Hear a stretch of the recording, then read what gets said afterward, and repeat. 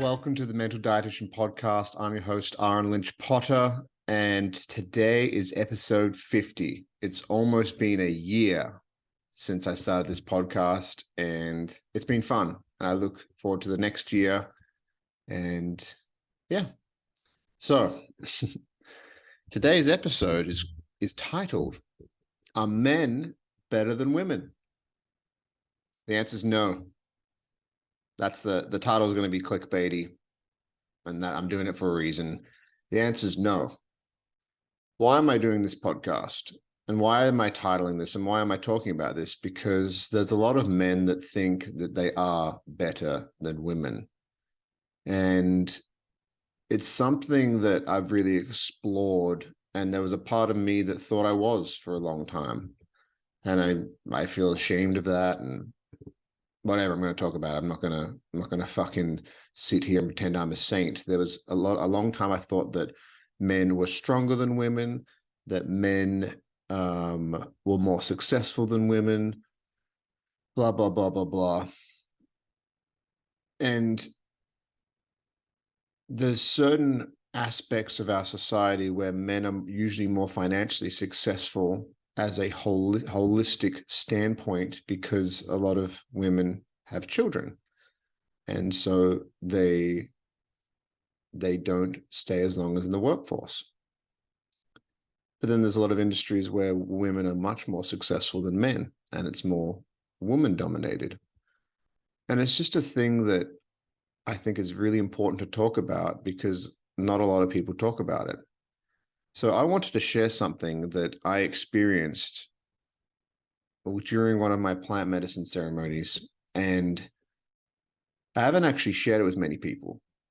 And there's a reason why, because it will make a lot of men, when I share this, uncomfortable. And I've actually shared it with a couple of guys, and I could tell it made them uncomfortable because it was true. Now, what happened is I was lying on my side, and I was deep in it. I was deep in this experience, and I saw this beautiful river, this winding banks, and the way the river was shaped, it was like a woman's body, the curves of her body. And it was like it felt like it was in Japan or something. It was beautiful. There was these light beams kind of shining down from the sun through the foliage in the forest, through the trees. And it was hitting this rock. And there was this beautiful naked woman lying on this rock looking at the river. And the medicine was like, look at her. And part of me didn't want to look at her. It was like, look at her. Why don't you want to look at her? And I was like, I don't know. It's like, why are you ashamed? Why are you ashamed? Why are you ashamed of her? And I was like, I felt very uncomfortable. I felt this surge of like shame rush through my body, and I didn't want to look at her. I wanted to hide. And I started getting this big download of like being 7, 8, 9 years old, and like playing against girls in soccer or playing against girls in football back home in Australia. And it was okay if they beat you at 8, 9 years old. And there was no older men shaming younger men at 8, 9 years old. But that all changes when men start transitioning from 12, 13, 14, 15, and they start becoming young men. They start going through puberty. Do you know what the older men do a lot in our society? Why are you letting a girl beat you? You're better than a girl. Why is she beating you? Do you know what that does to young men? Wow, I can't let a girl beat me. I'm better than her.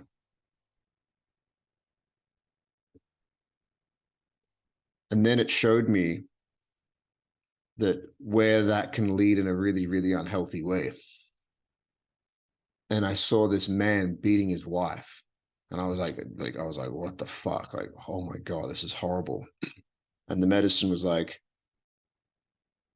he is just externalizing the inner conflict he has inside because he denies he has a feminine part of himself.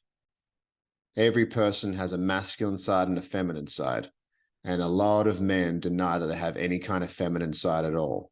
The feminine side is what is playing music. It's growing a garden. It is nurturing. It is loving. It is what makes a house a home. Men build the walls of the house. They build the roof, and the women and the feminine will create a home. I know that's what it's like where I live. If I lived by myself, I wouldn't have this little plant right here that's joining me. I probably would now that I've done all this work, but if it's on myself, but like if it was just me 5 years ago, I wouldn't have all the beautiful decorations that Lexi's put up all through this home. And it wouldn't feel like a home. It would come home. It would just feel like, I don't know what it would feel like. But I saw this man beating this woman, and it was like, do you not get it? He's actually just doing that to himself.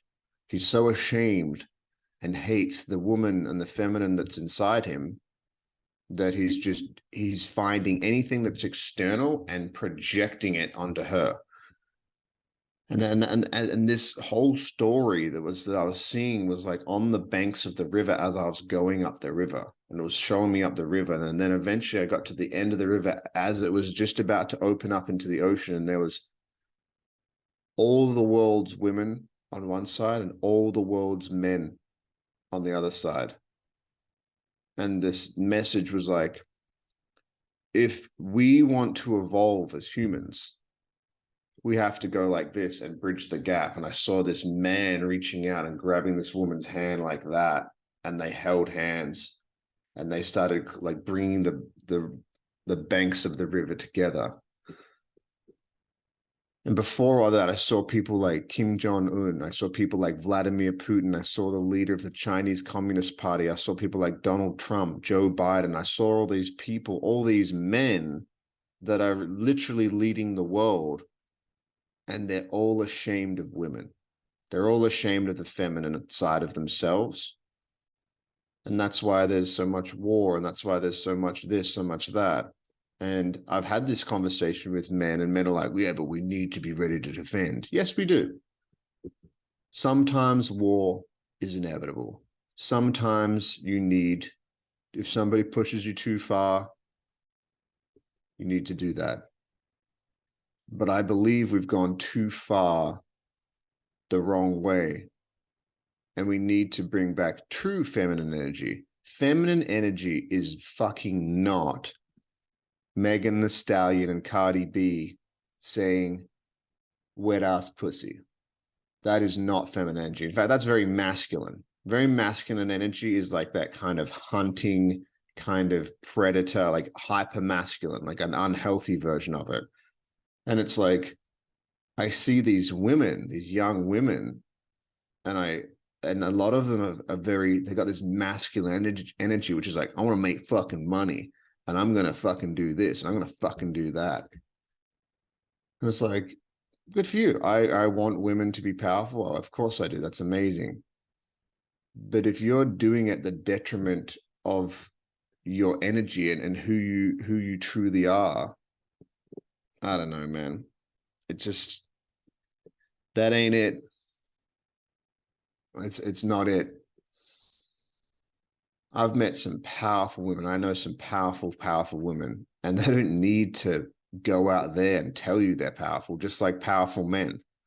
An alpha male and an alpha female do not need to tell you that they are the alpha. They know who they are. They are good with themselves. They're good with their energy, and they're powerful, powerful women, powerful men. And I got this download, and I was like, well, why did you get this? It's like, because there's a part of you that at 10, 11, 12 started getting shamed by other boys that age. And I was like, where the fuck does that come from? It comes from their dads, and it comes from their dads, and it comes from their dads. And it's this thing that's riddled through our culture that of you can't let a girl be better than you at anything, which is just fucking stupid and absolute. It's moronic. And I've had it in workplaces. I'm in sales, right? And I've had other men shame me or try to, and I've felt it because it was a thing that I believed about myself. Are you going to let Jessica beat you? Are you going to let Samantha beat you? She's a girl. And that used to bring up feelings in me of like, oh, fuck that. I'm not letting a fucking girl beat me. It's like, who cares? Why? Like, is that only brings up shame in someone if that person thinks that they are better and superior than the other person. Otherwise, if somebody's like, oh, you're going to let Bob beat you, it's like, well, I don't care. If Bob beats me in sales, doesn't mean I'm less of a human being. I don't give a fuck. If Jane beats me in sales, who cares? Good for her. And it's just, I used to be into like, I used to grow orchids as a child. I loved orchids. I would grow them when I was about, I think I was about 7 to 10. And I would play, I was in a band, like a school band. I played clarinet. And then I moved on to playing saxophone. And do you know why I stopped? Because all the other kids all the popular boys that were trying to figure out how to be masculine, probably not the most healthy way, because there's not a lot of true masculine role models that I really respect out there. There's not many. And they all called me a fag. They say, hey, man, you playing music, you're gay. You're this, you're that. And I remember how it made me feel. I was like, it is not okay. It's not okay to be sensitive. It's not okay to be nurturing. It's not okay to want to watch things grow. It's not okay to want to play music. All these kind of what people might see as feminine things. I don't know. I don't know why people would see it that way, because there's amazing musicians that are men that are very good at all of those things.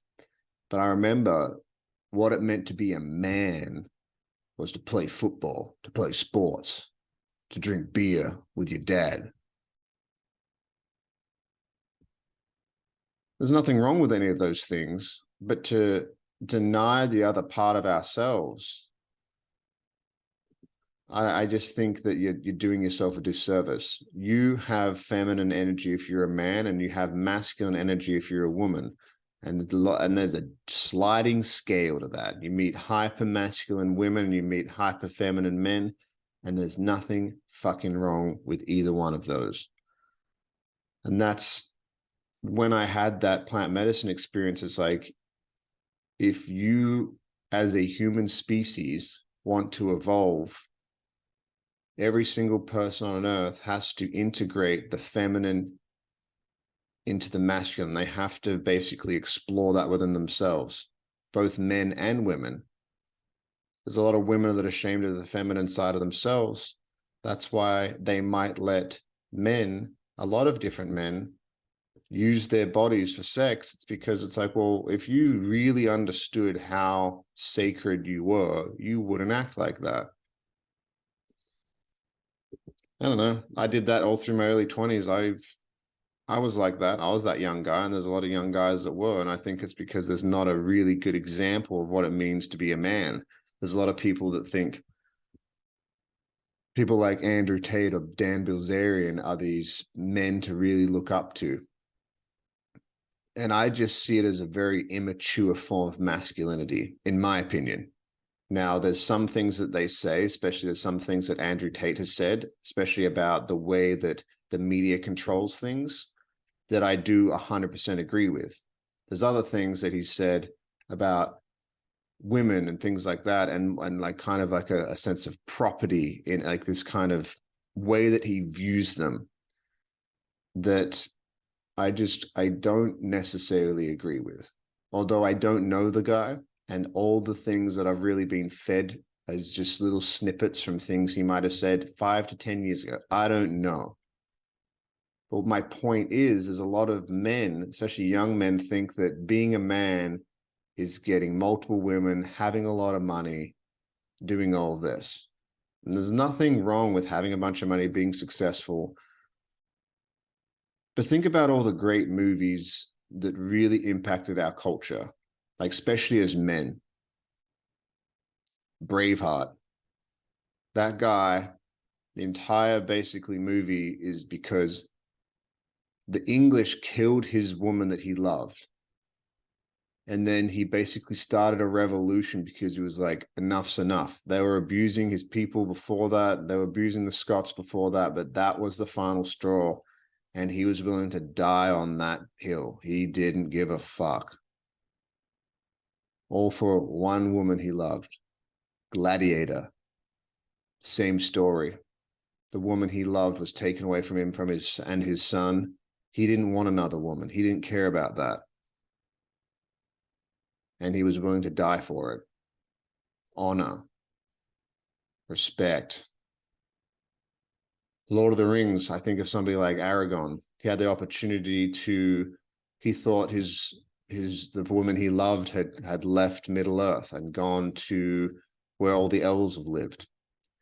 And he had the opportunity to be with another woman. And he didn't. He was loyal. He wanted to, he couldn't do it. He couldn't do that. And I remember watching these movies as a very young man at like 8, 9, 10, 11, 12 years old. And it did something to me. It did something to me internally.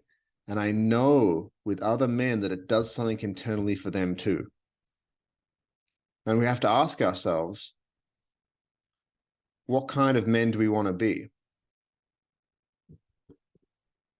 If you had a daughter and she was dating you right now, would you feel comfortable with that?